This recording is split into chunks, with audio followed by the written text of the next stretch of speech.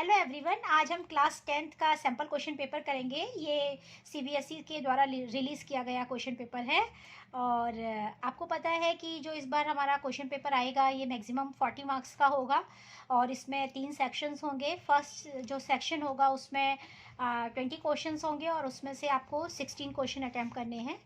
Next जो B section होगा इसमें से भी 20 क्वेश्चंस होंगे और आपको 16 क्वेश्चंस अटैम्प्ट करने हैं। एंड जो थर्ड मतलब पार्ट होगा सेक्शन सी, उसमें 10 क्वेश्चंस होंगे और उसमें से आपको 8 क्वेश्चंस अटैम्प्ट करने हैं और इसमें कोई नेगेटिव मार्किंग नहीं होगी। तो सैम्पल पेपर सीबीएसई ने जो रिलीज़ किया है इसके क्वेश्चंस को हम सॉल्व करने की कोशिश करते हैं। तो चलिए शुरू करते हैं। पहला क्वेश्चन है the ratio of LCM and HCF of the least composite and least prime number is. हमें बताना है कि जो लीस्ट कंपोजिट नंबर है और लीस्ट प्राइम नंबर है इनके एचसीएफ और एलसीएम का रेशियो कितना होगा। तो देखिए, सबसे पहले लीस्ट कंपोजिट और लीस्ट प्राइम नंबर निकालना देखते हैं। तो वन जो होता है, वन क्या होता है? वन आपको पता है neither prime nor composite. One ना तो प्राइम है और ना ही कंपोजिट है, ठीक है। सेकंड आता है टू। टू क्या होता है? लीस्ट प्राइम नंबर, है ना। क्या है? Least prime number. Prime number कौन से नंबर होते हैं आपको पता ही है, जो सिर्फ अपने आप से डिवाइड होते हैं या फिर जिनके फैक्टर्स करते हैं, अगर आप कहना चाहें तो वो सिर्फ या तो नंबर इटसेल्फ होता है या वन होते हैं, ठीक है। उसके बाद थ्री आता है। थ्री भी प्राइम नंबर है लेकिन लीस्ट नहीं है, है ना। It is also a prime number. And फिर आता है फोर। फोर जो है वो क्या होता है? Least composite number. Composite numbers क्या होते हैं? जो प्राइम नहीं है वो कंपोजिट है ना। जिनके फैक्टर्स करते हैं तो उसके कई सारे फैक्टर्स हो सकते हैं, वो कंपोजिट नंबर्स होते हैं, है ना। तो देखिए, इसने कहा है कि लीस्ट कंपोजिट नंबर, है ना। Least composite number means four and least prime number. Least prime number कितना हो गया? अभी मैंने बताया लीस्ट प्राइम नंबर टू। तो हमें फोर और टू का पहले निकालना है एलसीएम। ये ध्यान रखिएगा, इसने कहा है ratio of LCM and HCF, तो आपको पहले एलसीएम निकालना पड़ेगा एंड देन एचसीएफ का, फिर उसका रेशियो निकालेंगे आप, ठीक है। तो इसका एलसीएम कितना हो जाएगा? फोर एंड टू का एलसीएम फोर होता है और इसका एचसीएफ कितना होता है? टू होता है। आई होप ये तो आपको आता ही होगा। तो इसका रेशियो कितना हो गया? इसका रेशियो हो गया 4/2, यानी कि 2:1, ठीक है। तो इसका आंसर क्या आएगा? 2:1, यानी कि इसका कौन सा पार्ट सही है? बी, ठीक है। तो आपको ये क्लियर हो गया होगा। अब हम करते हैं क्वेश्चन नंबर 2। देखिए, क्वेश्चन नंबर 2 में कहा गया है द वैल्यू ऑफ के for which the lines 5x + 7y = 3, 13x + 21y = k coincide, है ना। कि आपको k की वैल्यू निकालनी है जिसके लिए ये दोनों लाइंस क्या करती हैं? कोइंसाइड करती हैं। तो इसके लिए आपको कंडीशंस पता है ना, आपने पढ़ा है। क्या कंडीशन होती है इसके लिए? कंडीशन होती है A1/A2 = इसके लिए कंडीशंस होती हैं सेकंड क्वेश्चन के लिए A1/A2 = B1/B2 = C1/C2, यही होती है। अब देखिए, इसमें A1, A2, B1, B2, C1, C2 क्या होता है ये भी आपको पता होगा। देखिए, हमारे पास जो वो होती है ना लाइन, वो हम कैसे लेते हैं? हम लाइन लेते हैं AX + BY + C = 0, है ना। तो यानी कि जो ये नंबर है ये A1X B1Y C1 and A2X + B2Y + C2 = 0। तो हम इससे कंपैरिजन करेंगे। तो फर्स्ट का कंपैरिजन करते हैं 5x + 7y - 3 = 0। तो A1 की वैल्यू क्या हो जाएगी? 5, है ना। इस लाइन को हम ऐसे लिख सकते हैं ना, 5x + 7y - 3 = 0। तो A1 की वैल्यू क्या आई? 5, B1 की वैल्यू 7 एंड C1 की वैल्यू -3, है ना। इसी तरीके से सेकंड लाइन का कंपैरिजन करेंगे। तो सेकंड हमारे को दे रखा है 15x + 20y - k = 0, है ना। 15x + 21y - k = 0। तो यानी कि A2 की वैल्यु क्या आएगी? 15, B2 की वैल्यू 22 एंड C2 की वैल्यू -k, है ना। अब हम इसे पुट करते हैं। तो देखिए, A1 यानी कि 5/A2 15, B1 7/B2 21, B2 and C1 = -3/- k, है ना। अब इसे सिंप्लीफाई करिए, k की वैल्यू कितनी आती है। पहले हम फर्स्ट थर्ड को सॉल्व कर लेते हैं। देखिए, ये हो जाएगा -5 के इज इक्वल टू -3 इंटू 15, यानी कि के की वैल्यू कितनी आई 3/15 -5 3, है ना। माइनस से माइनस कैंसिल 9। आप सिमिलरली इन दोनों को भी सॉल्व करके देख सकते हैं। 7/21 is equal to -3/-k, it means -7k is equal to -3 into 21। तो k की वैल्यू कितनी आई -3 इंटू 21/-7 3, यानी कि 9 + 9। तो दोनों केसेस में वैल्यू क्या आ रही है 9। तो हमारा इसका ऑप्शन क्या हो जाएगा 9, यानी कि ए। ठीक है, अब हम करते हैं क्वेश्चन नंबर 3। क्वेश्चन नंबर 3 में कहा गया है a girl walks towards east and then 150 meter towards north. The distance of the girl from the starting point is। देखिए, इस क्वेश्चन को करने के लिए आपको पता है जब भी हमें डायरेक्शन वाले क्वेश्चंस करने होते हैं तो हम कैसे, देखिए ऐसे बनाते हैं। ठीक है, हमारा जो भी ऑब्जेक्ट होता है उसे हम यहाँ से स्टार्ट करते हैं। ठीक है, तो ये गर्ल, और ये देखिए ये ईस्ट होता है, ये west, this is north and this is south. Okay, अब इसमें क्या कहा गया है, इसमें कहा गया है गर्ल वॉक्स टूवर्ड्स वॉक्स 200 मीटर टूवर्ड्स ईस्ट, यानी कि यहाँ से कहाँ गई, ईस्ट की तरफ गई 200 मीटर। ठीक है, आप इसी डायरेक्शन में ले जाएंगे इसको। And then 150 metre towards north, इसके बाद यहाँ से नॉर्थ डायरेक्शन में। ठीक है, कितना 150 मीटर। ओके, तो हमें बताना है distance of girl from the starting point. Starting point ये है, यानी कि आपको ये डिस्टेंस निकालनी है। अब देखिए ये क्या बन गया, ये राइट एंगल ट्रायंगल बन गया, तो इसमें क्या लगेगा पाइथागोरस थ्योरम लगेगा। पाइथागोरस थ्योरम में ये डिस्टेंस कितनी हो जाएगी, ये डिस्टेंस हो जाएगी under root of this square plus this square, means under root of 200 का स्क्वायर प्लस 150 का होल स्क्वायर।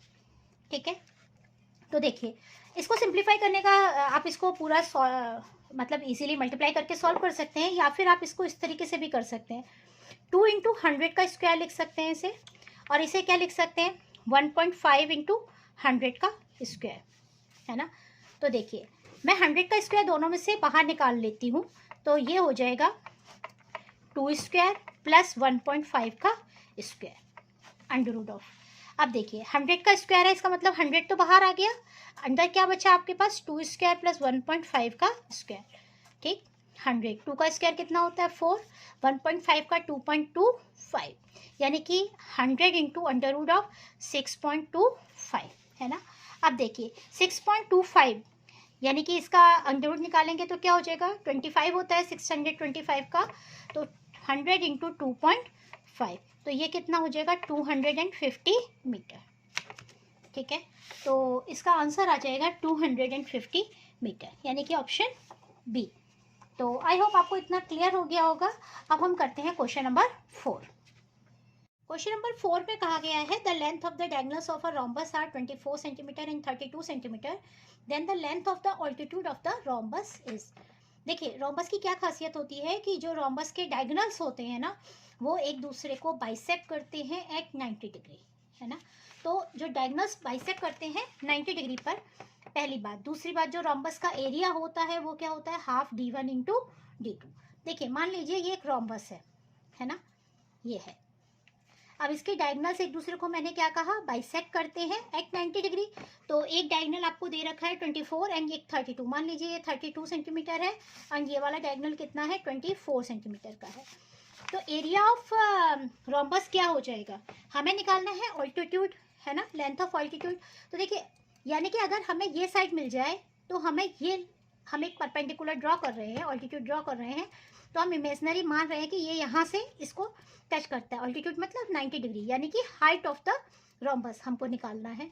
अब देखिए अगर हमारे पास बेस आ जाए, है ना, तो हम ऑल्टीट्यूड निकाल सकते हैं। कैसे, क्योंकि एरिया इज इक्वल टू क्या होता है half into base into height, यही होता है ट्रायंगल का एरिया, है ना। और एरिया ऑफ रोम्बस क्या हो जाएगा, यहाँ पे 2 ट्रायंगल है इसलिए क्या हो जाएगा हाफ हट जाएगा, बेस इंटू ऑल्टीट्यूड हो जाएगा, है ना। तो सबसे पहले हमें क्या जरूरत होती है, हमें जरूरत होगी एरिया ऑफ रोम्बस निकालने की। तो एरिया ऑफ रोम्बस कितना हो जाएगा, देखिए एरिया ऑफ रोम्बस सबसे पहले हमें जो कंडीशंस दी हैं उनके बेसिस पर निकालते हैं, half into d1 into d2।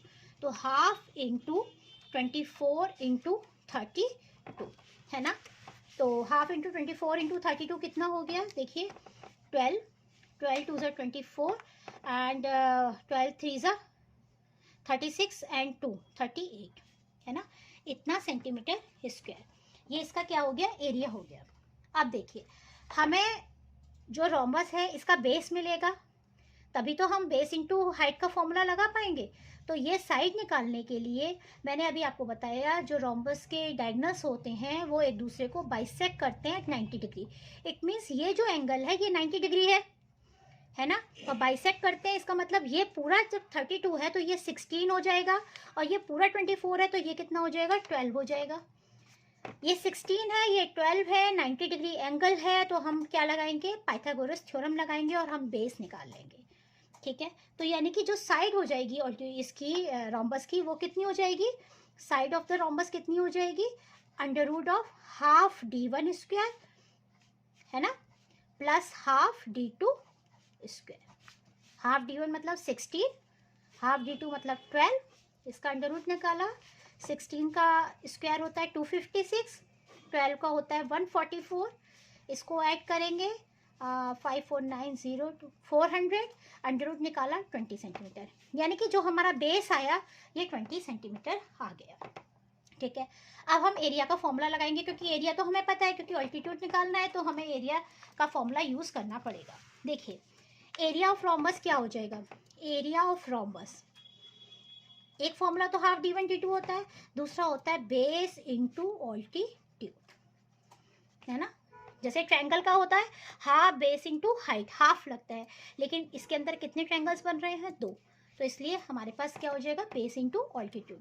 Base कितना है, बेस है 20, ऑल्टीट्यूड आपको निकालना है, और एरिया कितना आया था हमारा, अभी हमने जब कैलकुलेट किया था 384 है ना, तो ऑल्टीट्यूड इज इक्वल टू कितना आ जाएगा, 384/20, यानी कि 21 से 20 ये बचेगा आपके पास 184 है ना, 29 सा 180, फिर 4 पॉइंट लगाया, 22 सा 40, तो 19.2 सेंटीमीटर इसका हमारा ऑल्टीट्यूड आ जाएगा रोम्बस का।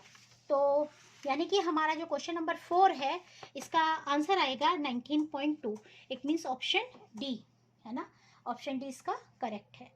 तो आई होप ये आपको क्लियर हो गया होगा, है ना।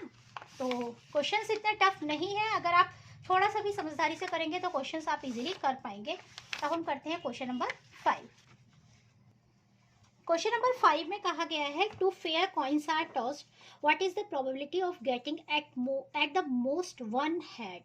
मतलब 2 कॉइन्स को टॉस किया गया है, तो आपको प्रोबेबिलिटी बतानी है कि eight the most one head, मतलब ज़्यादा से ज़्यादा कितने हेड आ जाए इसके ऊपर, एक, यानी कि ज़्यादा से ज़्यादा एक हेड का मतलब क्या है, eight the most one head का मतलब क्या है, या तो एक हेड आ जाए या ना भी आए, पर 2 हेड नहीं होने चाहिए, एक से ज़्यादा हेड नहीं होने चाहिए।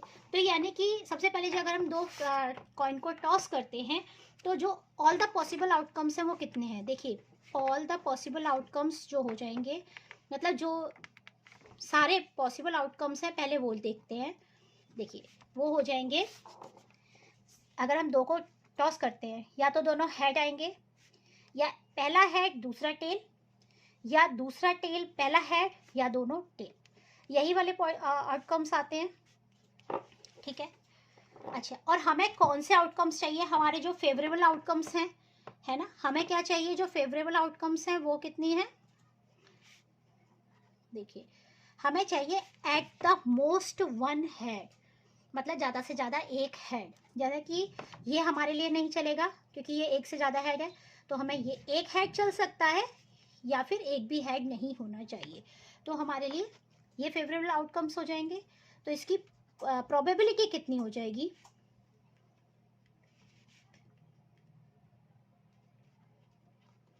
देखिए प्रोबेबिलिटी कितनी हो जाएगी, प्रोबेबिलिटी मतलब favourable outcomes upon all the possible outcomes, यानी कि 3/4, 1 2 3 अपॉन 1 2 3 4, तो 3/4 हो जाएगी।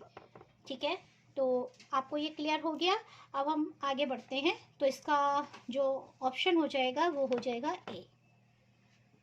ठीक है, अब हम आते हैं क्वेश्चन नंबर 6 में।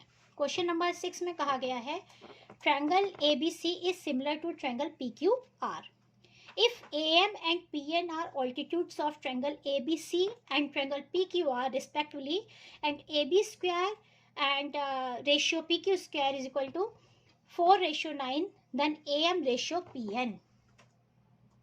क्वेश्चन नंबर 6 में कहा गया है triangle ABC is similar to triangle PQR if AM and PN are altitudes of triangle ABC and triangle PQR respectively, and AB square ratio PQ square is equal to 4:9, then AM ratio PN निकालना है। देखिए दो triangle हैं ABC और PQR, है ना। ये मान लीजिए ये ABC और PQR। अगर इनकी दो ट्रायंगल सिमिलर होते हैं तो इनकी किसी भी दो साइड का जो रेशियो होता है वो सेम होता है ना। इनके ऑल्टीट्यूड्स का रेशियो सेम होता है, इनके पेरीमीटर का रेशियो सेम होता है ना। अब यहाँ पर हमें दिया गया है AB square upon PQ square is equal to 4:9, it means 4/9। तो AB अपॉन PQ क्या हो जाएगा 2/3, यानी कि AB और PQ का रेशियो कितना हो गया हमारे पास 2:3। तो मैंने कहा था अगर दो ट्रायंगल सिमिलर होते हैं और इनकी साइड्स का रेशियो सेम होता है तो इनके करस्पॉन्डिंग ऑल्टीट्यूड्स का, पेरीमीटर्स का, सबका रेशियो क्या होता है, सेम होता है। इसका मतलब जो इसके ऑल्टीट्यूड होंगे AM एंड PN, इनका रेशियो भी क्या होगा, सेम होगा। ठीक है, तो वो कितना हो जाएगा 2:3, इसलिए ऑप्शन 6 का D ठीक है। अब आते हैं क्वेश्चन नंबर 7 में। देखिए क्वेश्चन नंबर 7 में कहा गया है 2 sin square beta minus cos square beta is equal to 2, then beta is. अब देखिए इसमें ना इसे क्वेश्चन को करने के दो मेथड हैं, मैं आपको दोनों मेथड समझा देती हूँ। फर्स्ट मेथड तो ऐसे है कि आप क्वेश्चन को ऐसे कर सकते हैं 2 sin square beta minus cos square beta is equal to 2, है ना। तो बीटा की वैल्यू निकालनी है, इसने ऑप्शन 1 कहा है 0। तो अगर हम ऑप्शन के हिसाब से वैल्यूज डालते हैं और चेक करते हैं तो देखिए साइन 0 0 होता है, इसका मतलब ये तो 0 हो जाएगा। तो 0 माइनस कोई भी नंबर आ जाएगा तो 2 तो नहीं आ सकता, है ना। ये माइनस नेगेटिव वैल्यू होगी नहीं, क्योंकि कॉस 0 इज इक्वल टू क्या होता है 1, तो ये ऑप्शन गलत हो गया। सेकंड हम देखते हैं 90, तो साइन 90 इज इक्वल टू क्या होता है 1 होता है, तो 2 × 1 माइनस कॉस 90 0, तो क्या आ जाएगा 2, यानी कि ऑप्शन बी हमारा क्या हो जाएगा, करेक्ट हो जाएगा।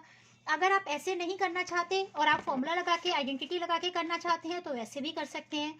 देखिए 2 sin square beta minus cos square beta is equal to 2, है ना। तो आप इसको लिख सकते हैं sine square beta minus cos square beta को लिख सकते हैं 1 माइनस साइन स्क्वायर बीटा। तो 1 माइनस साइन स्क्वायर, बाहर माइनस है तो क्या हो जाएगा plus sine square beta is equal to 2। ठीक है, तो अब इसको सॉल्व करते हैं। देखिए 2 + 1 कितना हो जाएगा 3 sin square beta is equal to, ये 1 इधर शिफ्ट हुआ, 2 + 1 3, it means sine square beta is equal to 1। Sine की वैल्यू 1 कब आती है, साइन 90, है ना। साइन 0 0 होता है, साइन 90 1 होता है, तो ये आंसर क्या आ जाएगा बी। अब आते हैं नंबर 9 में कहा गया है the lines x is equal to a and y equal to b are, है ना। Lines x is equal to a और y is equal to b कैसी हैं, इंटरसेक्टिंग है, पैरेलल है, ओवरलैपिंग है, या नन ऑफ दीज हैं। तो हम इसके लिए क्या करेंगे, लाइन्स को प्लॉट करते हैं। देखिए हमारा ये ग्राफ पेपर इस तरीके से होता है, ये origin x dash y dash means positive direction, negative direction, y की पॉजिटिव एंड y की नेगेटिव डायरेक्शन, यही होता है। x is equal to a, है ना। x is equal to a means क्या होता है, x is equal to constant, ये हमेशा पैरेलल टू y होता है। यानी कि अगर हम इसको प्लॉट करेंगे तो यहाँ पर एक डिस्टेंस a लेंगे तो ये हमेशा लाइन कैसे जाएगी, parallel to y। And y is equal to b, यानी कि y is equal to constant क्या होता है, पैरेलल टू x एक्सिस होता है। ठीक है, तो ये दोनों लाइन एक दूसरे को क्या करेंगी, इंटरसेक्ट करेंगी। ठीक है, तो ये कैसी लाइंस होंगी, ये इंटरसेक्टिंग लाइंस होंगी। तो इसका ऑप्शन क्या हो जाएगा, 9th का ऑप्शन हो जाएगा ए। ठीक, अब आते हैं क्वेश्चन नंबर 10 पर। क्वेश्चन नंबर 10 में कहा गया है distance of point A -5 6 from the origin is. देखिए ये हमारे पास आपको पता है ये ओरिजिन है, इसके जो कोऑर्डिनेट्स होते हैं 0 0 एंड सेकंड दिया गया -5 एंड 6, -5 नेगेटिव डायरेक्शन एंड 6 यहाँ। ठीक है, तो ये पॉइंट हो गया। इसने कहा इसकी डिस्टेंस ओरिजिन से निकालिए, मतलब ये डिस्टेंस निकालनी है -5 और 6 की। तो आप देखिए इसकी डिस्टेंस क्या हो जाएगी, आपको पता है x1 y1 x2 y2, distance between the coordinates क्या होती है, under root of x2 minus x1 square plus under root of y2 minus y1 square, यही होती है ना, मतलब under root of x2 minus x1 square plus y2 minus y1 square. तो देखिए यहाँ पर जो हमारा x1 y1 है 0 है, तो यानी कि -5 माइनस 0 यानी कि -5 का स्क्वायर अंडर रूट ऑफ -5 का स्क्वायर प्लस 6 माइनस 0 मीन्स 6 का स्क्वायर। तो देखिए कितना हो जाएगा, ये हो जाएगा 25, 6 6 36 यानी कि 6 5 11 61 यूनिट्स। इसमें हमको दिया जाता है यूनिट्स, ठीक है, क्योंकि इसमें हमें सेंटीमीटर मीटर नहीं दिया जाता, क्या दिया जाता है, यूनिट्स दिया जाता है, ये भी आपको पता होना चाहिए। तो इसका आंसर हो जाएगा टी। ठीक, आपको क्लियर हो गया होगा। अब आते हैं हम क्वेश्चन नंबर 11 पर। 11 में कहा गया है if A square is equal to 23/25, है ना, अगर ए स्क्वायर की वैल्यू 23/25 है तो ए कैसा होगा, रैशनल है, इरेशनल है, होल नंबर है या इंटीजर है। देखिए मैं आपको समझाती हूँ। ए स्क्वायर इज इक्वल टू 23/25, ठीक है। तो देखिए ए इज इक्वल टू क्या हो जाएगा, अंडर रूट ऑफ 23/25 यानी कि अंडर रूट 23/5, ठीक है।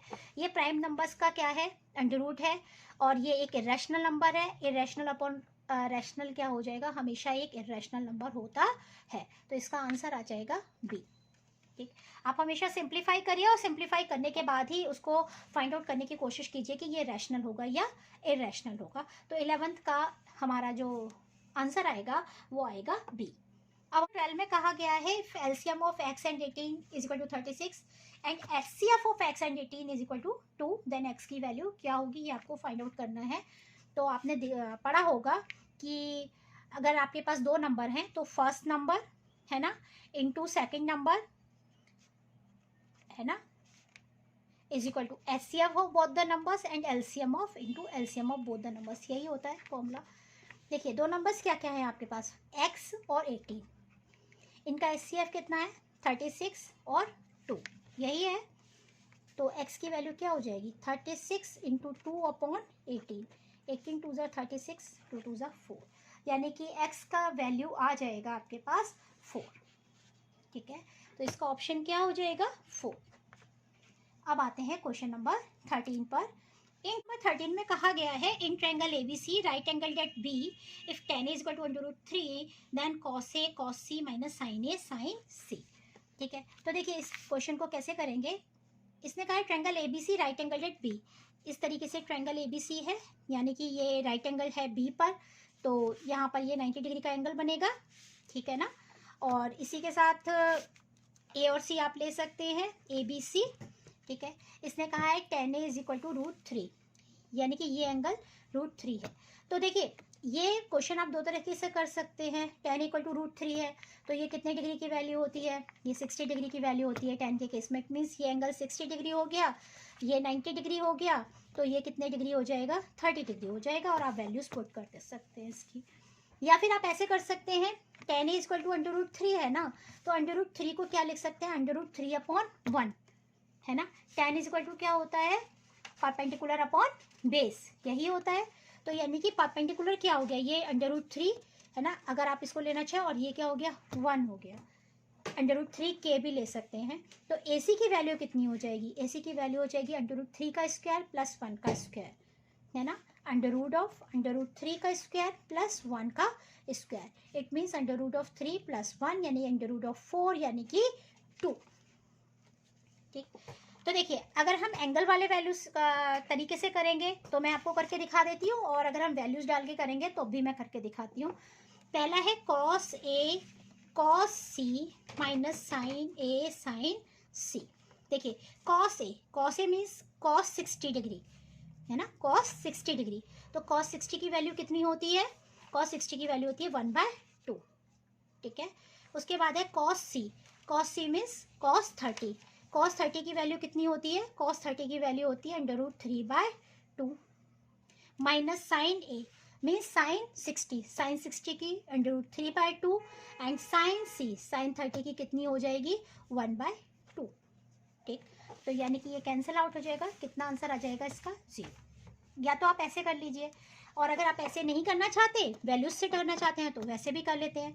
देखिए इसमें दिया हुआ है कॉस ए, है ना, पहला दिया है cos A cos C minus sine A sign सी। तो देखिए cos A cos C minus sine A sign C. Cos A means क्या हो जाता है, कॉस का फॉर्मूला क्या होता है, बेस अपॉन हाइपोटेन्यूस, तो बेस 1 अपॉन हाइपोटेन्यूस 2। कॉस सी, इस एंगल के लिए बेस क्या हो जाएगा ये, यानी कि √3, हाइपोटेन्यूस सेम रहेगा 2 minus sine A perpendicular upon hypotenuse, perpendicular √3 upon 2, and sine C के लिए ये परपेंडिकुलर हो जाएगा 1/2। तो इसको सॉल्व कर लीजिए। देखिए दोनों नंबर सेम है, तो ये कितना आ जाएगा आंसर, 0। तो इसका आंसर कितना आ जाएगा, दोनों केसेस में 0 आ जाएगा। तो इसका ऑप्शन बी ठीक है। ठीक, तो आपको ये क्लियर हो गया। अब हम करते हैं क्वेश्चन नंबर 14। क्वेश्चन नंबर 14 में कहा गया है if the angles of triangle ABC are in the ratio 1:1:2 respectively, the largest angle being angle C, then the value of sec a upon cosec b minus tan a upon cot b is. देखिए हमारे पास एक triangle है जिसके जो angles हैं उनका ratio 1:1:2 है, और जो इनकी वैल्यूज आएगी कैलकुलेट करने के बाद, उसमें जो लार्जेस्ट एंगल है वो सी पर होना चाहिए। ठीक है, तो देखिए सबसे पहले हम इनकी वैल्यू निकालते हैं। वैसे तो ये क्लियर है कि ये सिमिलर है कि ये जो दोनों एंगल्स होंगे इसका जस्ट डबल होगा, लेकिन मैं आपको बता देती हूँ 1:1:2 है। इट मीन्स अगर पहला एंगल x है, सेकंड भी x हो जाएगा, और थर्ड एंगल क्या हो जाएगा 2x, और इसका सम कितना होता है, ट्रायंगल के एंगल्स का सम होता है 180 डिग्री। ठीक है, तो अब इसको सॉल्व करते हैं। 3x is equal to 180, sorry 4x is equal to 180, तो x की वैल्यू कितनी आ गई, 4 4 16 एंड 4 5 20, 45 डिग्री। यानी कि दो एंगल्स तो हमारे 45 के हो जाएंगे, और जो थर्ड एंगल है वो 90 का हो जाएगा, है ना। और इसने क्या कहा है, जो ट्रायंगल है उसमें जो लार्जेस्ट एंगल है वो सी होना चाहिए। इट मीन्स जो ये 90 डिग्री है वो कहाँ पर होगा, सी पर होगा, यानी कि ये ए, ये बी और ये सी। ठीक है, अब हमें निकालना है वैल्यू ऑफ, किसकी वैल्यू निकालनी है, देखिए हमें वैल्यू निकालनी है sec a upon cosec b minus tan a upon cot b। ठीक है, देखिए sec a का मतलब कितना डिग्री का हो गया, ये मैंने बताया नहीं अभी, 45, और ये भी कितने का आया 45। It means sec 45 upon cosec b, यानी कि cosec भी कितने का हो गया 45, माइनस tan a भी कितने का हो गया 45, और cot b यानी कि cot b कितने डिग्री का हो गया, cot b हो गया 45 डिग्री का। ठीक, अब इसकी वैल्यूज पुट करते हैं। sec 45 कितना होता है √2, cosec 45 ये भी √2, tan 45 1, cot 45 1, कैंसिल कीजिए 1 माइनस 1 कितना आ गया 0, यानी कि इसका हमारा आंसर क्या आ जाएगा, ऑप्शन ए, यानी कि 0। ठीक है, अब आते हैं हम क्वेश्चन नंबर 15 पर। क्वेश्चन नंबर 15 में कहा गया है the number of revolutions made by a circular wheel of radius 0.7 metre in rolling a distance of 176 metre is. मतलब एक सर्कुलर व्हील है ना, जिसकी रेडियस है 0.7 मीटर, और वो एक डिस्टेंस को कवर करता है 176 मीटर की, तो कितने नंबर ऑफ रिवॉल्यूशंस, कितने रिवॉल्यूशंस में उस डिस्टेंस को कवर कर लेगा। देखिए इस क्वेश्चन में ये बहुत समझने के लिए आप थोड़ा सा कोशिश करिएगा। जैसे देखिए ये हमारी 176 मीटर की डिस्टेंस है, ठीक है। अब इसमें हमारा ये व्हील है 0.7 मीटर जिसकी रेडियस है, ठीक है। अब जब ये यहाँ से इस पॉइंट से माना ये रोटेट होना शुरू करेगा, यहाँ पे जाएगा, फिर ये आगे जाएगा, ये इस तरीके से जब एक रिवॉल्यूशन होगा तो कितनी डिस्टेंस कवर करेगा, ये अपने सरकमफ्रेंस के बराबर डिस्टेंस कवर करेगा एक रिवॉल्यूशन में। ठीक है, तो नंबर ऑफ रिवॉल्यूशंस कैसे निकालेंगे आप, number of revolutions is equal to total distance covered upon distance covered in one revolution, यानी कि सरकमफ्रेंस। ठीक है, तो देखिए यानी कि नंबर ऑफ रिवॉल्यूशंस क्या हो जाएंगे हमारे पास, number of revolutions is equal to हो जाएगा टोटल डिस्टेंस। ये क्वेश्चन आपको चेंज करके अगर किसी भी फॉर्म में आता है, अगर आप समझ जाएंगे तो कर सकते हैं, total distance upon distance covered in one revolution. One revolution का मतलब मैंने आपको बताया कि एक रिवॉल्यूशन में कोई भी सर्कल कोई भी व्हील या कोई भी बॉल कुछ भी कितनी डिस्टेंस कवर करता है, अपने सरकमफ्रेंस के बराबर डिस्टेंस कवर करता है। तो टोटल डिस्टेंस हो गई 176 और सरकमफ्रेंस कितना होता है 2 pi R. 2 into pi 22/7 into R 0.7, cancel out किया 0.1, तो 176 अपॉन 4.4, पॉइंट हटाइए, 0 यहाँ लगा लीजिए, 44, 4 जा 16 एंड 170, यानी कि कितना आ जाएगा 40। तो कितने रिवॉल्यूशंस में ये डिस्टेंस कवर करेगा, ये 40 रिवॉल्यूशंस में 176 मीटर की डिस्टेंस को कवर कर लेगा। तो इसका आंसर क्या हो जाएगा, आंसर हो जाएगा डी। ठीक है, ये हमारा आंसर हो गया। आई होप आपको क्लियर हो गया होगा। अब हम करते हैं क्वेश्चन नंबर 16। क्वेश्चन नंबर 16 में कहा गया है triangle A B C is such that A B is equal to 3, B C is equal to 2 and C is equal to 2.5 centimetre. If triangle A B C is similar to triangle D E F and E F is equal to 4 centimetre, then perimeter of triangle D E F कितना होगा। देखिए, जब दो triangle similar होते हैं, है ना, तो उनकी साइड्स का रेशियो सेम होता है, तो उनके पेरीमीटर का रेशियो भी सेम होता है, उनके ऑल्टीट्यूड का रेशियो भी सेम होता है। अगर सिमिलर है तो इसका मतलब उनके साइड्स का रेशियो सेम होगा ही, है ना। तो देखिए, अगर ये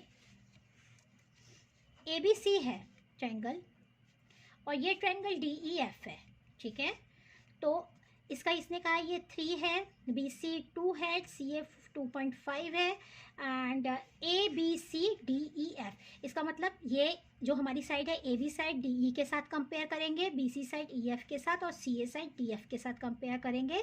तो इसने कहा है हमारी ई एफ ये 4 है, तो हमें बताना है पेरीमीटर कितना होगा। इसका मतलब जो ये साइड्स हैं इनका रेशियो सेम होगा, तो इसके पेरीमीटर का रेशियो भी सेम होगा। इसका मतलब जो हमारी साइड है ना B C upon E F is equal to perimeter of triangle A B C upon perimeter of triangle D E F. मैंने आपको बताया था कि इसके ऑल्टीट्यूड्स का भी पिछला भी एक क्वेश्चन हमने किया था, तो वही सेम चीज़ है, रेशियो सेम होता है। तो यानी कि 2/4 इज इक्वल टू, इसका पेरीमीटर कितना हो जाएगा 3 + 2 5, 5 + 2.5 यानी कि कितना हो जाएगा 7.5 अपॉन इसका पेरीमीटर कितना हो जाएगा हमें पता नहीं है, हम मान लेते हैं x है, ठीक है। तो देखिए x की वैल्यू कितनी हो जाएगी 2x is equal to 4 × 7.5, it means x is equal to 4 × 7.5 upon 2, it means 15 centimetre, और मीटर जो भी इसने दे रखा है सेंटीमीटर, ठीक है।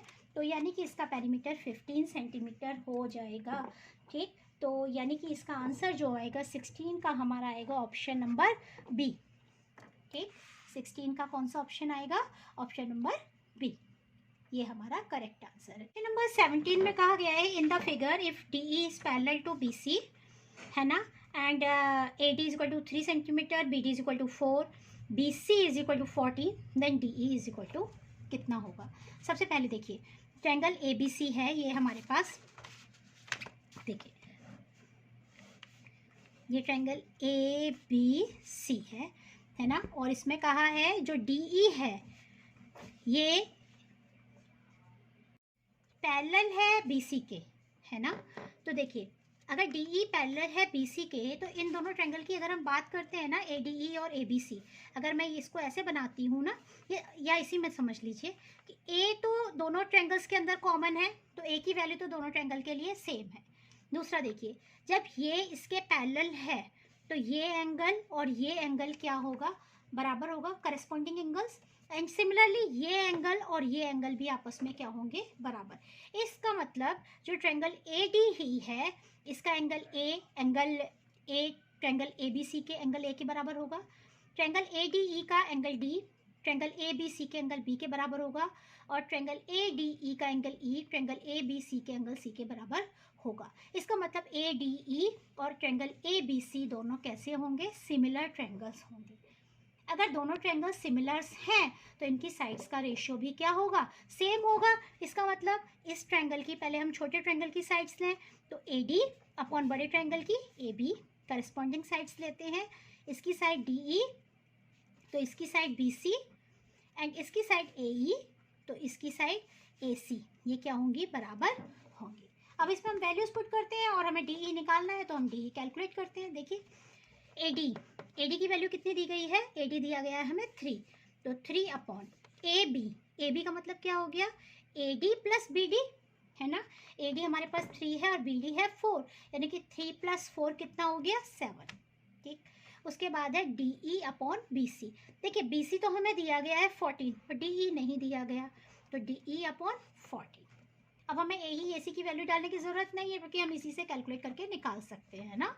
तो DE = क्या हो जाएगा, 3 × 14 अपॉन 7, 2 × 14, 2 3 × 6, यानी कि कितना आंसर आ गया, 3 सेंटीमीटर, और सॉरी 6 सेंटीमीटर। तो यानी कि इस क्वेश्चन का ऑप्शन हो जाएगा B। ठीक है, तो आई होप आपको ये क्लियर हो गया होगा क्वेश्चन नंबर 17। ठीक, अब हम आते हैं क्वेश्चन नंबर 18 पर। ठीक है, तो देखिए क्वेश्चन नंबर 18 में क्या कहा गया है। क्वेश्चन नंबर 18 में दिया गया है, if 4 tan beta = 3, then 4 sin beta minus 3 cos beta upon 4 sin beta plus 3 cos beta, इसकी वैल्यू आपको निकालनी है।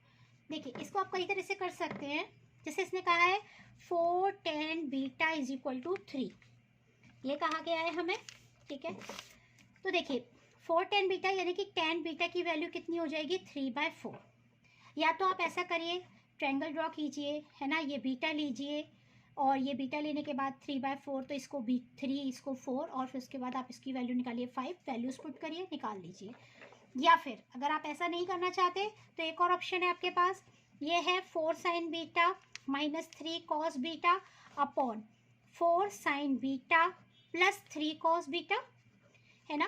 अगर मैं न्यूमरेटर डिनोमिनेटर दोनों को cos बीटा से डिवाइड करूं तो देखिए ये क्या बन जाएगा, ये बन जाएगा 4 tan बीटा माइनस 3 अपॉन ये हो जाएगा 4 tan बीटा प्लस 3।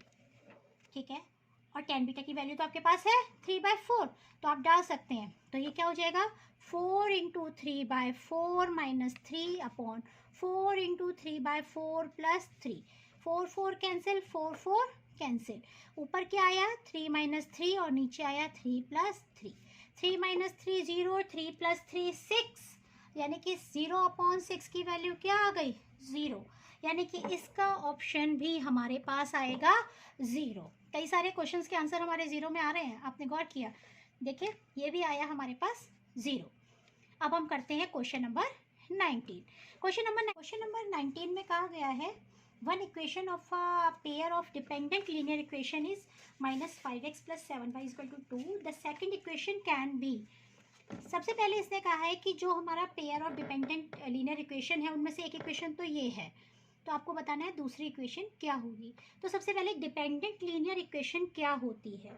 ठीक है, तो जो हमारी लीनियर इक्वेशंस होती हैं अगर वो कंसिस्टेंट हैं, है ना, विद इनफाइनाइट मैनी सॉल्यूशंस, है ना, अगर वो कंसिस्टेंट है किस तरीके से कि उनके इनफाइनाइट मैनी सॉल्यूशंस हैं, तो वो क्या कहलाती हैं, डिपेंडेंट लीनियर इक्वेशंस कहलाती हैं। तो इसका मतलब हमारी इक्वेशंस कैसी होनी चाहिए, consistent with infinite many solutions, और इनफाइनाइट मैनी सॉल्यूशंस के लिए कंडीशन क्या होती है, A1, इनफाइनाइट मैनी सॉल्यूशंस के लिए कंडीशन होती है A1/A2, B1/B2, C1/C2। ये कहाँ से आता है, देखिए पहली इक्वेशन माना A1x + B1y + C1 = 0 है, एंड दूसरी इक्वेशन है A2x + B2y + C2 = 0। तो यानी कि A1/A2, B1/B2 और C1/C2 इनका रेशियो क्या होता है, सेम होता है। ठीक है, अब देखिए पहली इक्वेशन हमें दे रखी थी -5x + 7y - 2 = 0, ये दे रखी है -5x + 7y - 2 = 0, यानी कि जो हमारा ये नंबर है ना, इधर देखिए ये -2 है, तो इसका मतलब जो हमारी, अब इसमें आप सॉल्यूशंस में देखिएगा, जो पहला नंबर है ना सभी में 10 है ना, किसी में प्लस और किसी में माइनस, इसका मतलब क्या है, इसका डबल है, पॉजिटिव है या नेगेटिव है पता नहीं, क्योंकि दूसरा भी 14 है एंड तीसरा भी 4 है, तो ये फाइंड आउट करते हैं कि ये पॉजिटिव है या नेगेटिव है।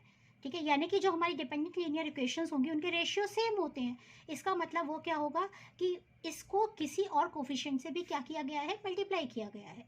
ठीक है, और किससे मल्टीप्लाई किया गया है, 2 से, लेकिन पॉजिटिव या नेगेटिव वो हमें देखना है। तो देखिए अगर हम 2 से करते हैं तो यानी कि ये -10 होना चाहिए 10x, और ये होना चाहिए 2 से करते हैं तो 2 7 जा 14y और -4 इज इक्वल टू 0। और अगर हम -2 से करते हैं तो ये हो जाएगा 10x -14y, और -2 से किया है तो minus minus +4 is equal to 0, यानी कि या तो हमारा ये सॉल्यूशन या ये। अब देखते हैं इसमें कौन सा वाला है। देखिए 10x ये पहला वाला नहीं है ना, क्योंकि ये 4 -4। सेकंड वाला ये भी नहीं है। थर्ड वाला देखिए -10x +14y +4, गलत नहीं है। फोर्थ देखिए 10x -14y +4, 10x -14y +4, है ना, ये इससे मैच कर रहा है। इसका मतलब हमारा ऑप्शन कौन सा सही है, डी सही है। 19 का कौन सा पार्ट सही है, 19 का डी पार्ट सही है। हमेशा ध्यान रखिएगा डिपेंडेंट लीनियर इक्वेशन में अगर एक इक्वेशन दी है और दूसरी निकालनी है ना, तो आप देखिएगा जो आपको ऑप्शंस दिए गए हैं वो किस नंबर से मल्टीप्लाई किए गए हैं, क्योंकि सारे नंबर्स उसी रेशियो में डिवाइड होंगे, सेम रेशियो रहता है सबका। ठीक है, एक्स का रेशियो, वाई के नंबर्स का रेशियो और जेड के नंबर्स का जो कॉन्स्टेंट्स हैं इनका रेशियो हमेशा क्या होता है, सेम रहता है। तो मेरे को ये दिख रहा था कि ये 10 है, 14 है और 4 है, इसका मतलब डबल हुआ है, लेकिन पॉजिटिव या नेगेटिव हमने दोनों से करके चेक कर लिया, और जो हमारा इसमें था ऑप्शन में वो हमने करेक्ट कर दिया। ठीक है, इसका ये भी हो सकता था अगर इसने ऑप्शन में दिया होता। ठीक है, तो इसके आंसर कई सारे आंसर्स हो सकते हैं इस क्वेश्चन इक्वेशन के। अब देखिए question number 20, a letter of English alphabet is chosen at random. What is probability that it is a letter of the word mathematics? ठीक है, हमें प्रोबेबिलिटी निकालनी है कि हमें जो इंग्लिश अल्फ़ाबेट से हमने रैंडमली कोई भी लेटर चूज़ किया और वो लेटर क्या होना चाहिए, मैथमेटिक्स का जो वर्ड है उसमें जो लेटर्स हैं उनमें से एक वर्ड होना चाहिए, उसकी प्रोबेबिलिटी क्या है। तो सबसे पहले नंबर ऑफ़ पॉसिबल आउटकम्स कितने हो जाएंगे, कि हमारे कितने आउटकम्स पॉसिबल है और उसके बाद फेवरेबल कितने हैं, यही निकालेंगे। तो देखिए नंबर ऑफ़ पॉसिबल आउटकम्स कितने हो जाएंगे, जो पॉसिबल आउटकम्स हो जाएंगे, अगर अल्फ़ाबेट की बात करें इंग्लिश अल्फ़ाबेट की, तो उसमें कितने लेटर्स, कितने अल्फ़ाबेट्स होते हैं, उसमें होते हैं 26, ABCD 26 होते हैं। अब देखिए हमारे पास नंबर ऑफ़ फेवरेबल आउटकम्स देखने हैं। फेवरेबल का मतलब जो हमारे जो अल्फ़ाबेट्स हैं वो मैथमेटिक्स में आए हैं। कौन कौन से आए हैं, देखिए हमारे पास मैथमेटिक्स की स्पेलिंग है MATHEMATICS। देखिए एम यहाँ रिपीट हो रहा है ना, दो में से, तो हम एम को एक ही बार लिखेंगे। ठीक, अब देखिए ए यहाँ भी है और एक यहाँ भी है, तो हम इसको एक ही बार लिखेंगे, यानी कि हमारा ए भी आ गया। अब आता है टी देखिए यहाँ भी है और यहाँ भी है, तो हम टी को भी एक ही बार लिखेंगे। ठीक है, उसके बाद आता है एच हमारे पास एक ही है तो एच लिख लीजिए। ई हमारे पास एक ही है, उसको भी लिख लीजिए। आई भी एक है और सी भी एक है और एस भी एक है, यानी कि कितने फेवरेबल आ गए, 1 2 3 4 5 6 7 8, कितने आ गए, 8, है ना, 8 अल्फ़ाबेट्स आ जाएंगे। तो जो प्रोबेबिलिटी होगी वो कितनी हो जाएगी, 8/26, number of favourable outcomes upon number of possible outcomes. तो 2 4 ज़ा 8, 2 13 ज़ा 26, यानी कि इसका जो आंसर आ जाएगा वो आएगा 4/13। 4/13 मीन्स ऑप्शन ए। ठीक है, तो हमारा जो सेक्शन ए है वो यहाँ पर कंप्लीट होता है। आई होप आपको सेक्शन ए क्लियर हो गया होगा। इसी के साथ अगर मेरी वीडियोस पसंद आ रही हैं तो प्लीज़ सब्सक्राइब कीजिए, और सेक्शन बी हम इसके नेक्स्ट पार्ट में करेंगे। ठीक है, solution of CBSE sample paper का पार्ट 2 मैं बनाऊंगी और उसमें मैं सेक्शन बी कराऊंगी। तो इसी के साथ take care and subscribe to my YouTube channel Neeta math classes and bye.